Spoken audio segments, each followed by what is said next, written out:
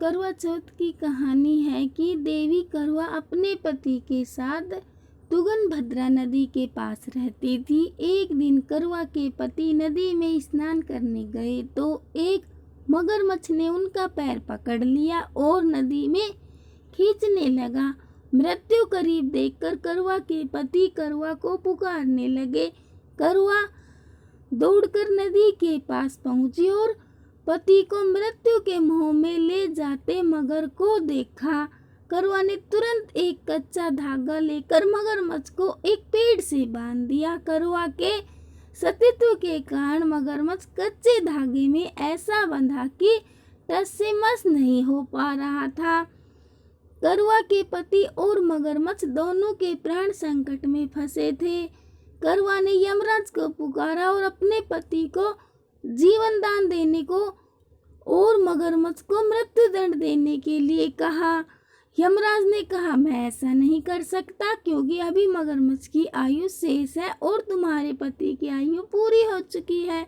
क्रोधित होकर करवा ने यमराज से कहा, अगर आपने ऐसा नहीं किया तो मैं आपको श्राप दे दूंगी। सती के श्राप से भयभीत होकर यमराज ने तुरंत मगरमच्छ को यमलोक भेज दिया और करवा के पति को जीवन दान दे दिया। इसलिए करवा चौथ के व्रत में सुहागन स्त्रियां करवा माता से प्रार्थना करती हैं कि हे करवा माता, जैसे आपने अपने पति को मृत्यु के मुंह से वापस निकाल लिया वैसे ही मेरे सुहाग की भी रक्षा करना। करवा माता की तरह सावित्री ने भी कच्चे धागे से अपने पति को वट वृक्ष के नीचे लपेट कर रखा था। कच्चे धागे में लिपटा प्रेम और विश्वास ऐसा था कि यमराज सावित्री के पति के प्राण अपने साथ लेकर नहीं जा सके।